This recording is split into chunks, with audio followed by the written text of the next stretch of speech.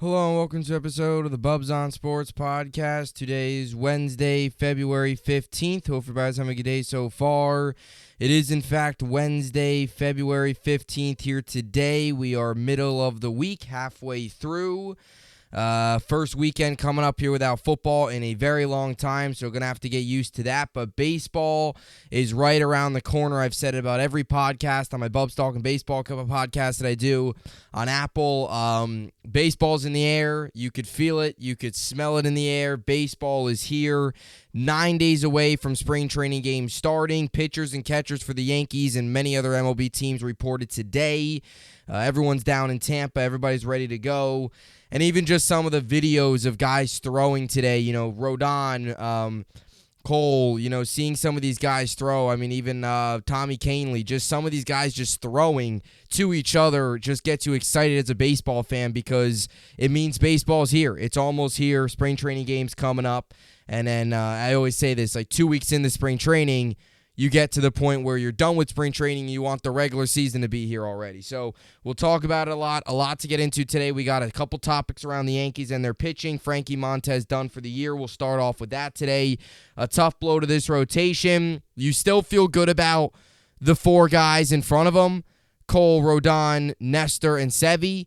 But now that 5 spot in the Yankees rotation as a whole, I'll get into today about what this injury means. Is this it for Montas? Needs shoulder surgery. He's done for the year most likely. Do the Yankees go out and get trades for somebody? Do they, maintain and stay with Herman, rotate him and Schmidt? What do the Yankees now do with the number 5 spot in the rotation? We'll get into that. I also want to get into today's second topic of the day.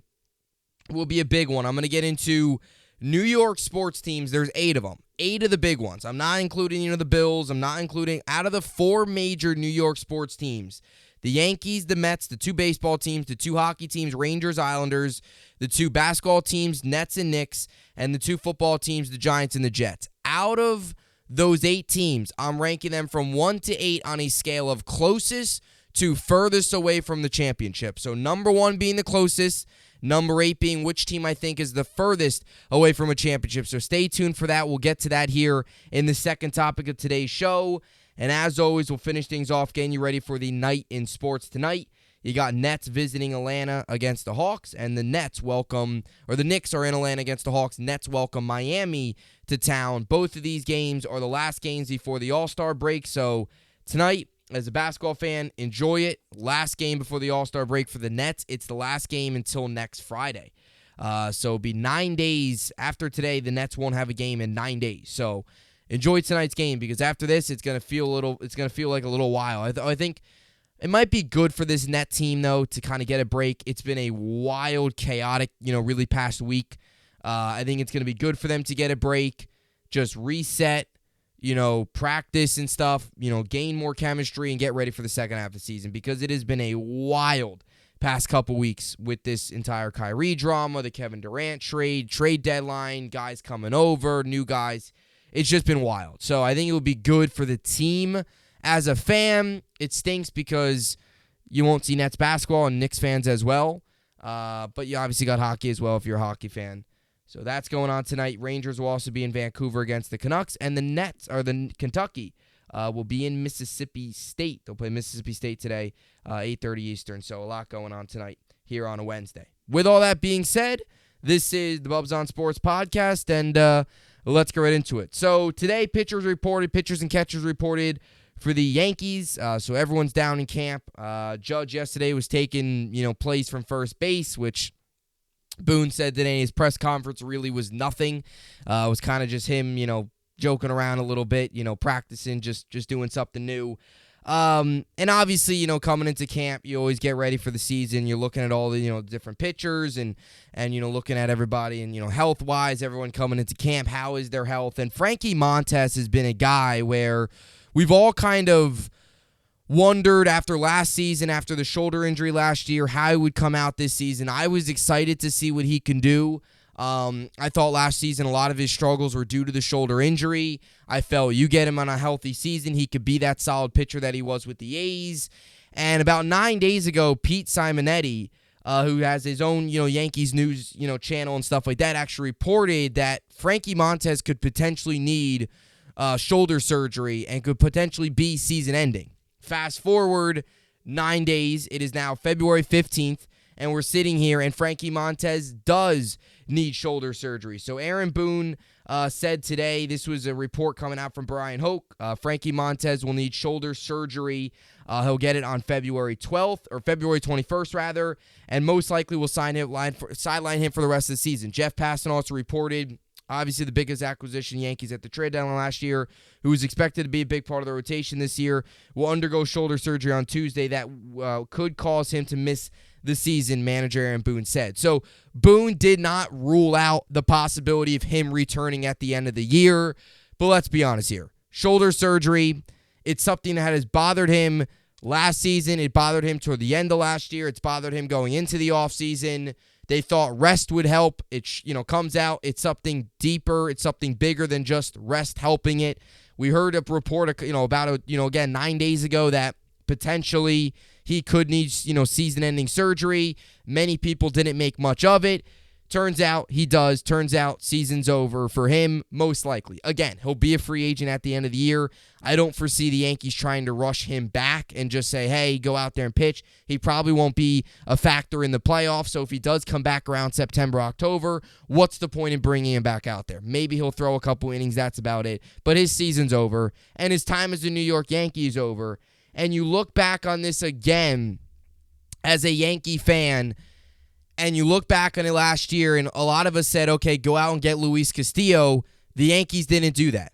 And now we're sitting in a position where we ended up with Frankie Montas. I was happy with the move. I liked the move. Again, I wasn't in love with the move. But we all had to find a way to like the move because we needed another guy in the rotation. He was solid with the A's. And you felt, you know what? You missed out on Castillo. You needed to get Montas. And they swing and miss. And Cashman again swings and misses at another arm at the trade deadline. Sonny Gray was a failure. Ja Happ was a failure. Frankie Montas is now another failed trade where we gave up some arms, we gave up some prospects. J.P. Sears, obviously the headliner. Ken Waldichuk as well, I think, was also thrown in the deal, and maybe, another guy as well. And we gave up some of those guys, and what we got in return was Montas, who was really bad in the 8 games he started. He was not good. And a lot of that was because of the shoulder injury, and that's the frustrating part. We really will never be able to see what Montas could have been because I do believe in those 8 games, the shoulder was bothering him. And that was a big reason why he struggled. That was a big reason why, he missed some time. That was a big reason why the Yankees, that was a big reason why he just wasn't the same pitcher. So that's the one unfortunate part where injuries hurt him. And you wonder what he could have been without injuries. Could he have been what he was with the A's where that was a solid, low threes, 25 start a year guy that can, not 25 starts a year guy, but a guy that can give you 20 starts in a season. He gave the A's 32 starts in 2021, a guy that can be a very good number 5 starter. He was the ace for the A's. That's not saying much because the A's stink, but he was their number 1 guy. A lot of us thought we were getting a 5th option that could potentially pitch like a 3 or 4, and that would make the rotation either more lethal. So it's just frustrating. This is the type of stuff that gets you super frustrated as a fan because now you go into spring training again with some questions surrounding the pitching. And I like this rotation a lot. I really do. You have Cole, you have Rodon, you have Nestor, and I talked about it yesterday on a Bubbs Talking Baseball podcast that I did. I'm not concerned about Nestor's injury. He'll miss the World Baseball Classic. I don't think it's anything major with the hamstring. I think he'll be ready to go. You have him and you have Sevy. But there are some injury concerns with Sevy. If Sevy can stay healthy, you feel really good about Rodon and Cole, and Nestor most likely ready for opening day. That is still a very good rotation. But you now need to figure out what you're doing with the number 5 in the rotation. Are you keeping Herman? Are you going to roll with Herman and Schmidt? Are you going to make a trade for a 5th guy out there? The Yankees need to figure that out because I am sick and tired of waiting until the trade deadline to go out and make moves. I'm done with it. It has to stop. Brian Cashman cannot make moves at the trade deadline. He just can't. You got to go out and bring in guys now rather than wait until the trade deadline. Rather than wait until the first 3 months of the season, the 5th spot's a disaster, and then, oh no, let's make a trade. And for the people out there saying this is a panic move, this isn't a panic move. You have a guy, a lot of, let me rephrase what I said. There's some Yankee fans out there that don't feel like it's necessary to trade for an arm. And I don't necessarily disagree with that. I don't hate Germán. I think Germán's a solid pitcher. My only issue with Germán is he is a little injury prone. He hasn't really fully started many games in a season. He's had 1 year where he threw 20 plus starts in a season, and that was back in 2019. He missed all of 2020 due to suspension. 2021 he pitched but didn't make 20 starts, and then last year again. Can Germán really be a guy that you can rely on to go out and give you 25 starts this season? Can he do that? That's the concern. I'm not so much looking at stats. If you give me a 3.70 ERA, you give me, a solid amount of innings, I don't know. You give me, again, 3.70 ERA, 150 innings. You give me something like that and a whip of, again, a 1.20, 1.25 whip, something like that. That would be great. I would take that. That's what you need. Is Germán going to give that? I don't know. Again, Schmidt. I don't mind Schmidt. And to the Yankee fans out there that think I'm doubting him, do you really trust Clark Schmidt to go out there and give you 10 starts this season and really give you good length in those games? Probably not. Again, we're talking about innings eaters. I'm not saying Germán can't do that, but his track record tells you there's a little concern there. And what if Germán goes down? Well, now all of a sudden, you're in a really bad situation. What if Germán's got a 4.50 ERA, isn't pitching to the level he's supposed to? Germán's just a little more risky, in my opinion. Does he have potential to go out there and give you solid numbers? Definitely. He just hasn't really shown that much throughout his career, and part of that's because he hasn't gotten a great opportunity at it. That's definitely part of it. But there's also another part of it where you wonder, can he legitimately do that over a stretch of 20 plus 25 starts, give you quality ERA, give you innings, and you address it in the offseason? What I don't want is, and I've given up on this, and this is why my point stands with the left field. I don't want the Yankees to act like, we'll address left field at the trade deadline. What gives you the confidence that Brian Cashman's going to get it right at the trade deadline? What gives you the confidence? Joey Gallo move, does that give you confidence? Does his move to go out and get Benintendi give you confidence? What has Cashman done outside of Rizzo?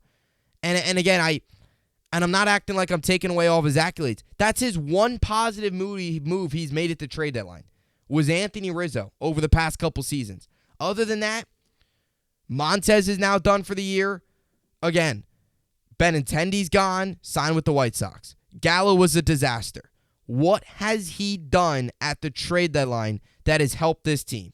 Anthony Rizzo, okay, fine. But out of all the other stuff, he has done nothing, especially in the pitching department. And I don't want to hear people, Lou Trevino. No, Lou Trevino he's okay. He's not somebody that's a game changer, okay? We have guys in this bullpen that are a lot better than Lou Trevino. He's not a bad back end of the bullpen guy. That's what we expected out of him. But let's not act like Lou Trevino is an insane pitcher by any means, okay? Because there's some people that will use that. Cashman's not a good general manager. This is another prime example.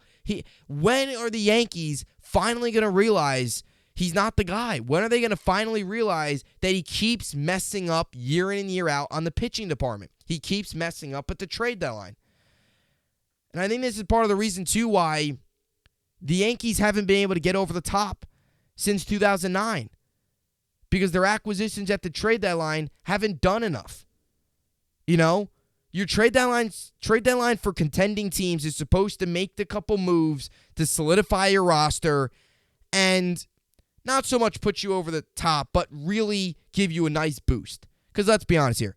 Frankie Montas, for example, when we traded for him last year, Frankie Montas wasn't propelling us to a championship. We all knew that.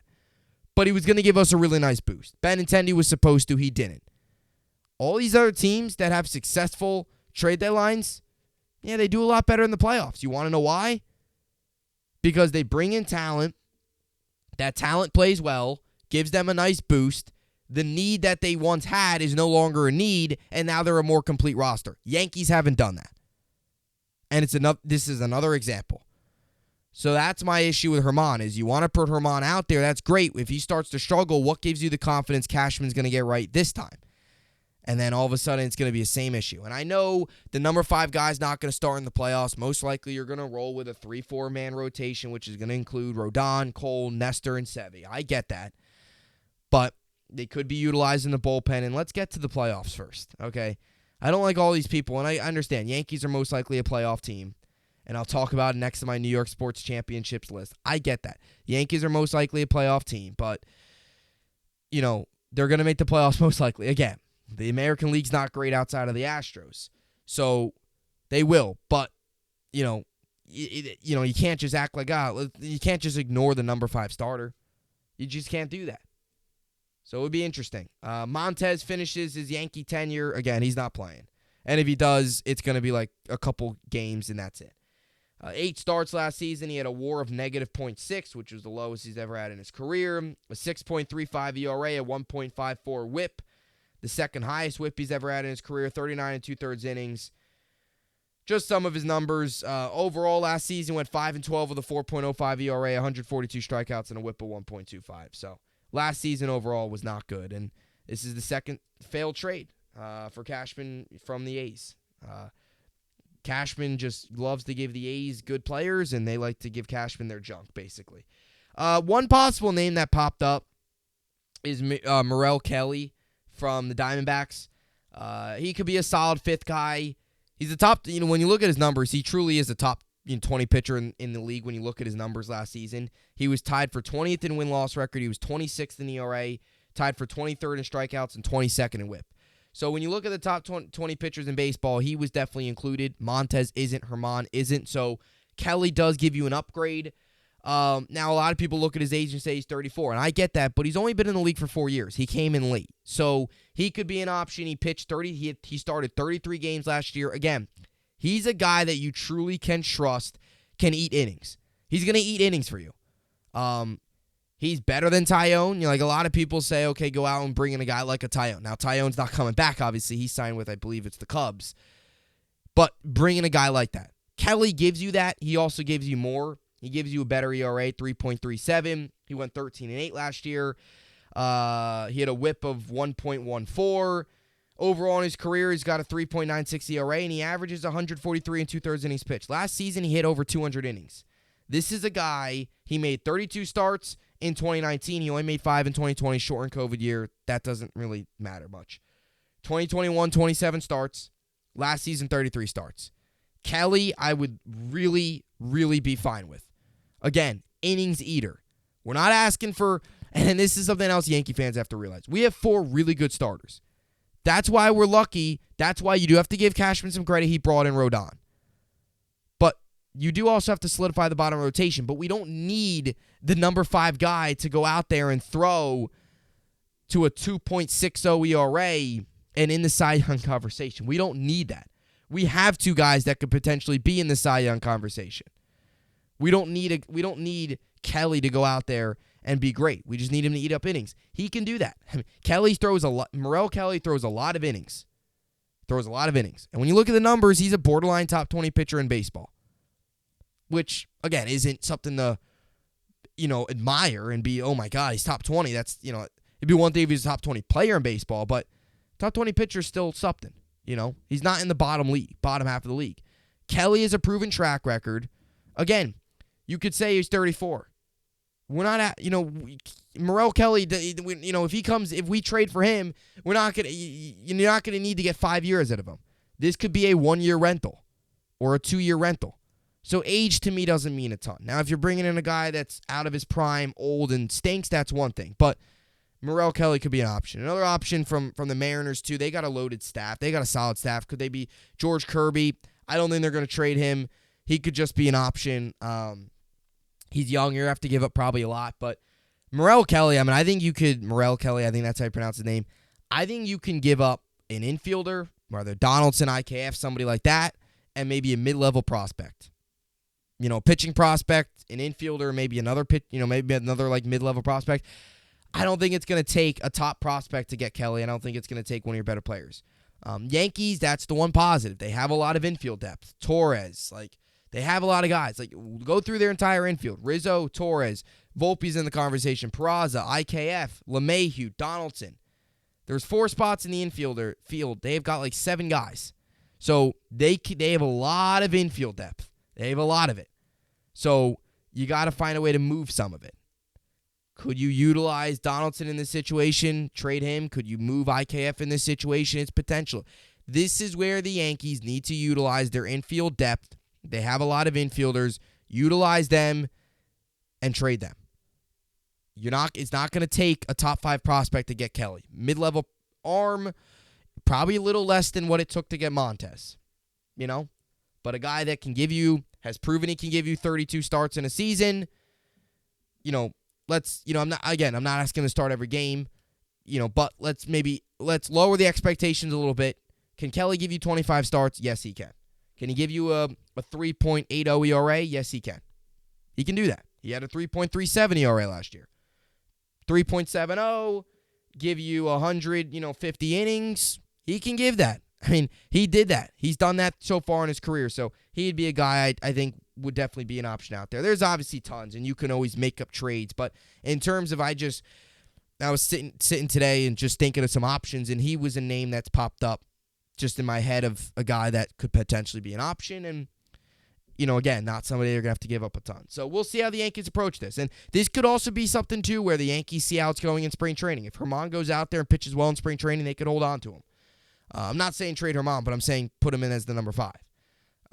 And let's not act like, too, to make room on the roster for another pitcher. The Yankees have some guys in the back end of the bullpen that you can give up. Like, you can give away. You can either DFA or, drop them or get rid of them. Like, you don't have, the Yankees do have some clutter, too, in the back end of the bullpen. Abreu being one of those guys, Wiesert, another dude. They have some guys with some that aren't locks on the roster that you could create a space to bring in another arm. You can do that. So we'll see.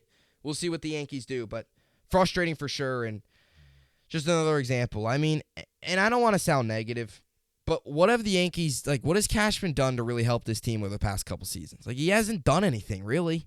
He really hasn't. And that's why the Yankees have been kind of stuck in quicksand, or whatever you call it. Because he hasn't done much. He's failed at the deadline. He hasn't done a ton in the offseason. And the results speak for themselves. I mean, that's why you get swept against the Astros. It is what it is. But Yankees will just keep doing what they do, and it's all about the process, as they say, and it's just frustrating, and it, makes you go crazy because what this team used to be is not nearly what it is now, but it is what it is. So, anyway, that will do it. Got to move on here to our next topic here, New York sports teams and championships. So, Super Bowl just passed. Obviously, the Eagles took the loss against the Chiefs. I think the Chiefs have their parade today, so good for them. They're Kansas City's can't say they've not been spoiled. I mean, they've won 2 championships in the last 4 years. The Royals won one, 2015, so that's 7-8 years ago now. It's been a little. Royals are going through a tough time, but I think you can find a way to be okay with the Royals struggling with the football team being so good. And I've always said that. I've always said, if the Jets and Rangers, let's say the Jets, Rangers were to be able to win a championship, let's say the Rangers win the one next year, or any of my teams win a championship, you can be somewhat okay with with another team not being great, maybe, because you get a championship at least. But watching all these other sports cities winning championships, have winning teams, New York sports has been through kind of a rough era where we haven't seen much winning. The Rangers obviously haven't won one since '94. The Mets haven't won one since '86. Yankees haven't won one since '09. Giants haven't won since 2012 was it? Jets haven't won one since '69. 4 years ago now. Knicks, it's been a while. Islanders and Nets have never won. They've had an ABA championship, have never won an NBA championship. So I just kind of wanted to go through the list of my teams from closest to a championship to furthest away from a championship. So starting at number 1, I got, again, number 1 being the closest, 8 being the furthest. And I completely took my fandom out of this. I personally did what I think out of all the teams, which teams are the closest. So number 1, I got the New York Rangers. The Rangers right now, they're third in the Metropolitan, 53 games into the season. They are 31-14-8. They've got 70 points on the year, and they are 7-2-1 in their last 10 on a 5-game win streak. They're on an absolute heater right now. This is a Rangers team, let's not forget, got all the way to the Eastern Conference Finals last season, obviously lost in 6 games against the Lightning. And as I mentioned throughout this season, and I mentioned a lot last year during the postseason, if they don't blow that 2-0 lead in Game 3, they could have went up 3-0. Most likely they're in the Stanley Cup Final. And I talk about this a lot with teams where you look at the Rangers last season, got to the Eastern Conference Finals. They did exceed expectations. We were all fired up that they got there. Then they got there, and they did a lot. They came back from down 3-1 against the Penguins, was down 3-2 against the Hurricanes, won at home Game 6, went on the road, beat Carolina, which they were never beat before in the playoffs last season up to that point. Beat them in Game 7 in Carolina, took care of business the first 2 games against Tampa, gave Tampa a run for their money. Again, they don't blow that 2-goal lead in Game 3, that series goes completely different. Rangers most likely are in the Stanley Cup. They've gotten better. You look at their roster, they've got Panarin, they've got Mika Zibanejad, they've got Adam Fox, Vincent Trocheck, got him obviously in the offseason. He was actually with Carolina last year. Philip Hedl has been phenomenal. I was a little worried that the All-Star break was going to cool him down a little bit. That has not been the case. He's been one of the better players in the National Hockey League over the past couple weeks overall. Again, guys like Kakko, guys like Laffy, you've got an excellent goaltender, Igor Shesterkin. And I will not forget, you brought in Vladimir Tarasenko. I think this Ranger team this season can go out and win one. You can make the argument it's cup or bust this year. And I'm not saying that next year they'll tear down the roster. This is the start of a special era for the Rangers. But this team, you could say, you would be disappointed after they got to the Eastern Conference Finals last season. They've gotten better. They've improved their roster. There shouldn't be really any reason why they shouldn't get to the Stanley Cup this year. And when you're in, anything can happen. So to me, this Ranger team, number 1, they're the closest to winning a championship right now out of all 8 of the New York sports teams. Rangers number 1. I hate to say this. I love saying the Rangers, but I hate to say this as a Yankee fan. To be honest, number 2, I'm going to go with the Mets. Okay, part of it's also based off of seasons. Rangers, Cup is in June. Mets got to wait all the way until October, November. So that's also part of the reason why. But the Mets, to me, are the second closest. They're the closest baseball team to a championship. The Mets have got talent all over the place. Steve Cohen went out this offseason. He spent money. That's what he did. Brought in Kodai Senga, brought in Carrasco, brought in Verlander. DeGrom's gone. No need to worry. Let's bring in, again, Verlander, you got Scherzer. They've got one of the best rotations in baseball. When you look around the diamond, you've got Alonso, you've got McNeil, you've got Lindor. Third base, a little concern, but you're like, you know what? If Brett Beatty can be solid, you feel decent about that. Third base is a little concern, but when you look at their outfield and you go, man, oh man, you got guys like Canna, Nimmo, Marte. Bullpen is loaded. Edwin Diaz headlines the bullpen. They have one of the best lineups in all of baseball. This was a team that last year lacked a little bit of pop, lacked a little bit of hitting toward, late in the season. Their pitching blew games late. They improved a lot of that. They got a good mix of contact and power. They've got a very dominant team. They've got an AL. They've got 2 Cy Young winners top in the rotation. They got the reigning AL Cy Young winner in Justin Verlander. I know there are concerns about this team's age and if they can still play at a high level, but Verlander and Scherzer have shown no signs of slowing down. Until they do so, they are still 2 of the top 10 pitchers in all of baseball. So, to me, Mets are number 2. Again, we're not just talking about teams in New York. You look at the Mets in terms of baseball. They're not just one of the better teams in the National League. They're one of the better teams in all of baseball.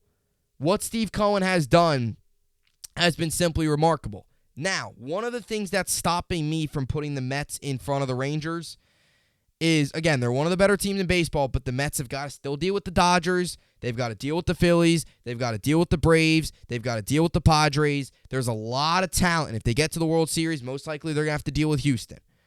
A lot of other talent in the MLB as well. That's my only thing. To me, I think Rangers are, not that their path's easier, but the Mets' path to the World Series is a gauntlet. It really is. They've got the talent to get there, but that's one of the things that's holding me back from truly putting them number one, and that's why they're number two, is because they've got the talent, but it's going to take a lot to get there. So number two, the New York Mets. What Steve Cohen has done. He's lived up to his word. He spent money on money on money. That's what he's done, and that's how he's done it. He's also done a good job, too, of maintaining some homegrown talent as well, and guys like Alvarez and guys like Beatty and some of those guys, too, that will play a role as well this season. Very good team in the New York Mets, number two. Number three is the Yankees. And again, as much as this pains me to say it, the Yankees are in contention every year. They've been to the playoffs a lot. They haven't won one since 2009. If I had to predict right now, do I think they're going to win a championship this season? No, I don't. I don't think so. They need to do a lot more with this roster in order to get to that point. But I'll tell you this. The reason why they're number three, they're in it every year. What's stopping them is the Houston Astros. I just went through their roster a lot. They've got some pieces. They've got Judge. They've got Bader. They've got Rizzo. Again, they've got a solid team. You know, certain pieces of this team are solid. You are concerned a little bit with, third base. You're a little concerned with left field. You're concerned with the overall health of the team. Maybe add another lefty reliever in the bullpen. There are definitely some concerns. The Mets, to me, are a more complete team than the Yankees. It hurts to say that, but again, I took my fandom out of this, and I did truly what I did the 8 teams non-biased. And you could tell by this. I know I got the Rangers number one, but I think most would agree the Rangers are pretty darn close to winning a Stanley Cup. And again, they get the chance to win the Stanley Cup closer than all these other teams. Now, the Knicks are on this list, obviously, but I think the Rangers are closer than the Knicks, and I think we can all agree with that. But back to the Yankees. As long as they've got Judge, as long as Judge is playing at a high level, and as long as they've got Rodon and Garrett Cole, they're going to be in contention every year. It's just a matter of, can they put pieces around those guys to go out and beat Houston? Can they take down Houston? Seattle's another team that's up and coming. What's stopping me from putting them in front of the Mets is the Mets are just more talented. They've just a better team. They're the more well-coached team. They're the better ran team. The Mets are just better than the Yankees in terms of talent. That's just the bottom line, and I can't deny saying that. I think we can all agree. So, reason why I got Yankees at 3, they've got some pieces, and again, as long as those guys play at high level, the Yankees are going to be in the ALCS a lot. They are. They've been in it a lot. They haven't been able to get over the top, but they're going to be there. Maybe one year they catch a break. Yankees number 3, closest team to a championship in New York. All right, so rounding out the first 4, number 4, I got the New York Giants. I mean, this is a team well-coached, phenomenal GM. I mean, an organization that has a lot of winning in its background, which I know doesn't mean much anymore. And I know the Giants enter an offseason. There are a lot of questions. But when I look at this Giants team, they got to the divisional round, lost to the Eagles, who ended up, making it to the Super Bowl, as we all know, obviously fell to the Kansas City Chiefs, but got to the divisional round. They took down the Vikings. They got crushed by Philly. They now realize what they need to do. Brian Daboll took a Giants team with very little talent.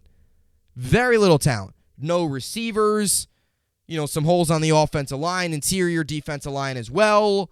You need some, a little bit of help on defense. Linebackers specifically, they need faster linebackers. They were getting ran out of town by Philly.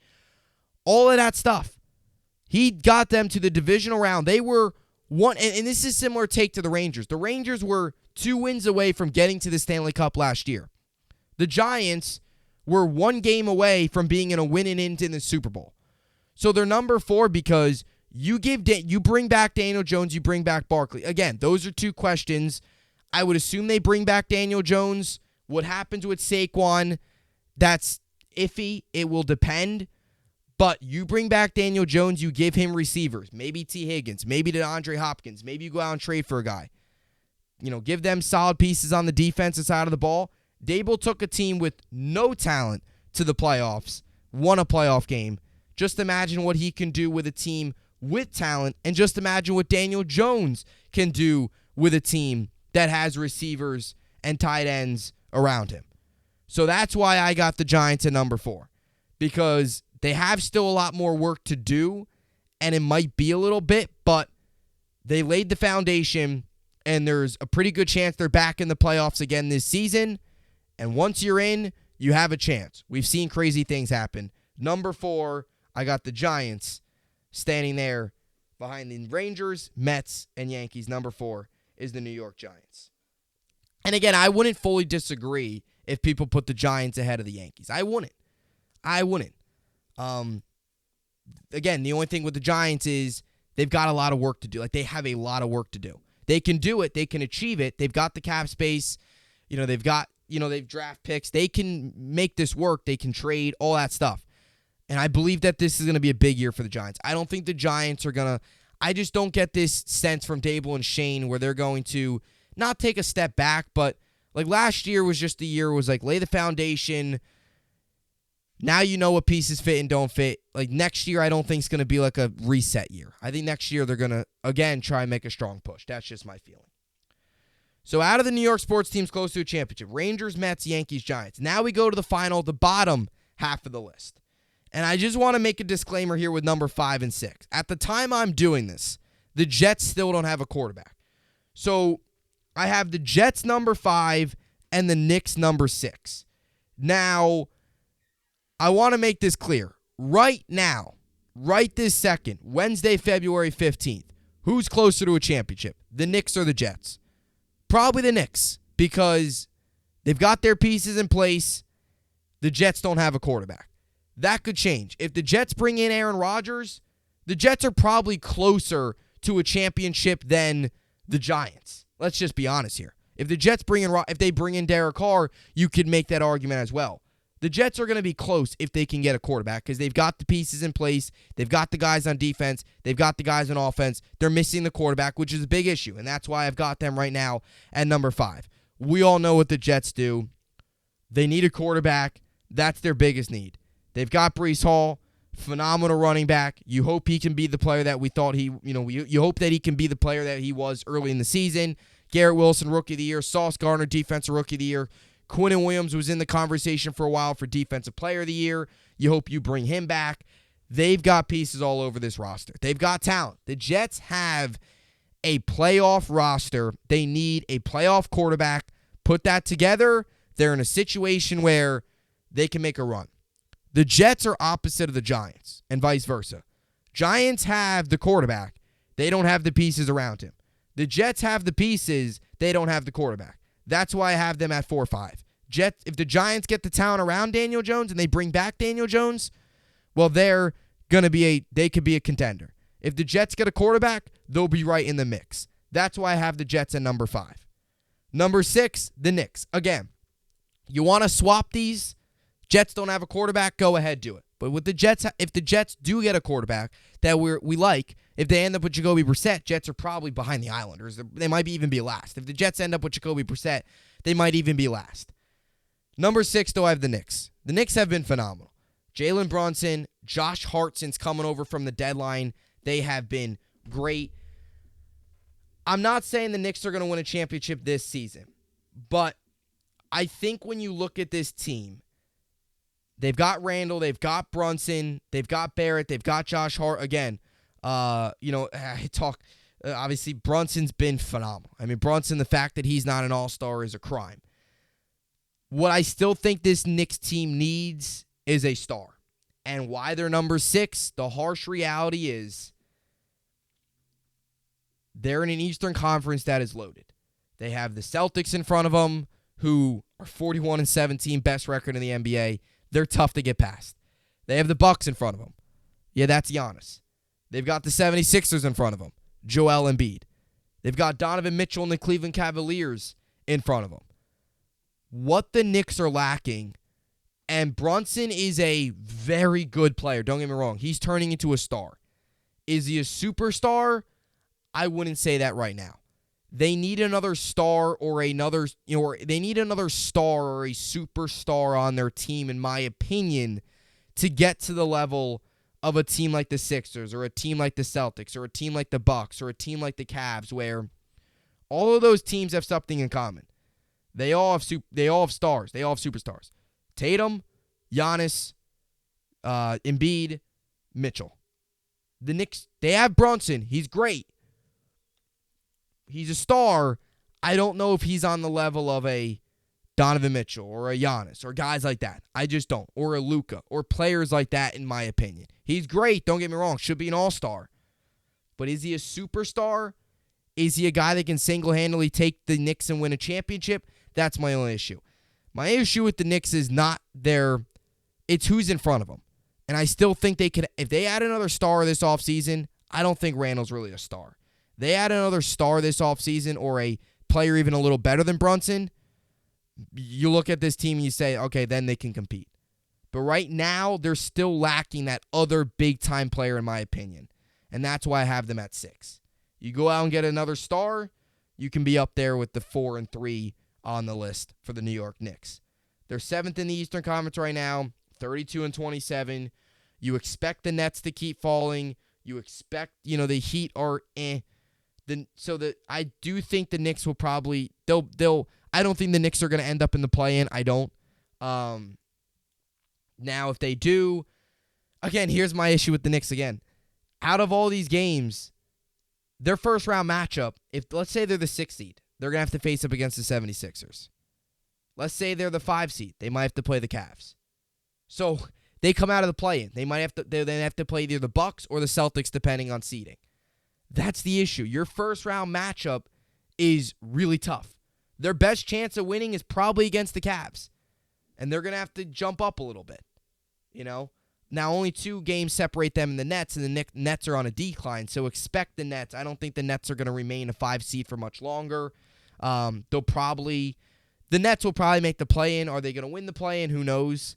But the Knicks are in a situation where they've got a lot of really good teams in front of them. That's just, in my opinion, what's stopping, and also a little bit of their roster. They're a very good team, don't get me wrong, but that's, to me, what's kind of avoiding them a little bit. So, to be honest, the 6 teams here are all in positions. They only are a couple moves away, in my opinion. Now, we get to 7 and 8. Number 7, I have the Islanders, which leaves the Nets the furthest away from a championship out of New York sports teams. Again, took my Phantom out of this, and I think you could tell. 7 here is Islanders. Look, the Islanders, again, I talk about it. They're a solid team. They're in a similar situation like the Knicks, where they've got some pieces. They've got some guys. They just traded for Bo Horvat. They've obviously got, Brock Nelson. They've got Matt Barzal. They've got, Anders Lee, Noah Dobson. They've got some pieces on their roster. Don't get me wrong. Sorokin's been a solid goaltender. Varlamov's been a solid number 2. Don't get me wrong that they're not a bad hockey team by any means. Now, they are struggling a little bit recently. When you look at their overall, they are 6th in the Metro right now. They are 27, 23, and 7, 57 games in, 61 points. They're only 2 points out of the 4 spot. The Penguins have 63 points. They're only 2 points out, so they're close. But there's potential they're not even a playoff team this year. That's why I have them at 7. To say that they are a championship contender right now is not true. They're pretty far away. They still need some other pieces. They're 16, 10, and 3 at home, 11, 13, and 4 on the road. They're 4, 4, and 2 in their last 10, have lost 3 straight. So they're sliding a little bit right now. They're struggling a little bit right now. Again, when I look at the Islanders, it's not all talent is the issue. It's, again, they're not a playoff team at the moment. If the season went to end right now, Islanders wouldn't even be in the playoffs. But look at the teams ahead of them. They're not on the level of Boston right now. They're not on the level of Tampa. They're not on the level of Carolina. New Jersey, the Devils have been phenomenal this year. The Rangers are a cup contender. They're not on the level of any of those teams right now. And it's going to be a little bit until they do. So number 7, I have the Isles. Now, what's holding me back from putting them at number 8 is because the Nets are just entering rebuild. The Islanders they are not in a rebuild, but they can, a couple more moves, things happen, they can get to the playoffs, they can make some noise. And we've seen that with this team. Finally, number 8's the Nets. This is going to be mostly negative. I mean, the Nets just sold away all their stars. Got rid of Kyrie Irving, got rid of Kevin Durant. They're starting fresh. They're just entering rebuild. They're the furthest away. I hate to say it. This Nets team, in a way, has been not really fun, but they've been interesting to watch. They bring a different energy, but this team's sliding. Again, like you look at the Knicks, it seems like they're coming out of a rebuild. You look at the Nets, or you look at the Jets, you look at the Giants, it's like the arrow is pointing up. The Islanders, the arrow is kind of like here a little bit. It's kind of doing one of these. It's like at times you say, oh, this team's good, and then it's like this. Rangers, Mets, yeah, all that stuff. But when you look at the Nets, it's down. They're just entering rebuild. Dorian Finney-Smith, Mikal Bridges, there's a good chance the Nets trade those guys in the offseason for draft picks. Now, as I mentioned, this is not going to be as deep of a rebuild as the Nets had during the Kevin Garnett, post-Kevin Garnett, Paul Pierce era, where they had no draft picks. They had nothing. They were able to get picks for Kevin Durant. They were able to get picks for Kyrie Irving. They were able to get some young guys. But you're looking at this roster, and I like Bridges a lot, but there's a good chance a lot of these guys like Dinwiddie, Harris is probably gone at the end of the year, Seth Curry's probably gone at the end of the year. You're looking at the roster, there's a good chance a lot of these guys are gone. They're going to bring in a roster that's very young, a lot of youth. The Nets, it's going to be 2-3 years again until they're really in contention again. And I know a lot of people say, oh, well, if you add a superstar to this roster right now, they could be legit. They're not going to do that. They're moving away from the superstar times. They tried it. It failed twice in the past decade. In the past 15 seasons, the Nets tried twice with superstars. It didn't work. The Harden, KD, Kyrie era failed. The Kevin Garnett, Paul Pierce, Darren Williams era failed. So they're not going to try that again.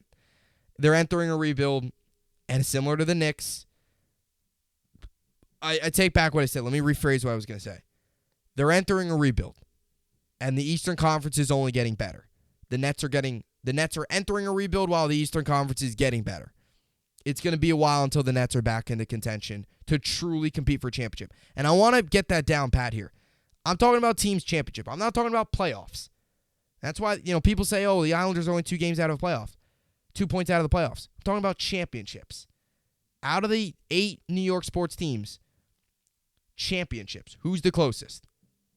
Nets are the furthest, I'll tell you that. They're just entering a rebuild. That's an issue. So, out of all these teams, again, go through the list again. Number 1, Rangers, they're the closest. Mets are number 2, Yankees 3, Giants 4, Jets 5, Knicks 6, Islanders 7, Nets number 8.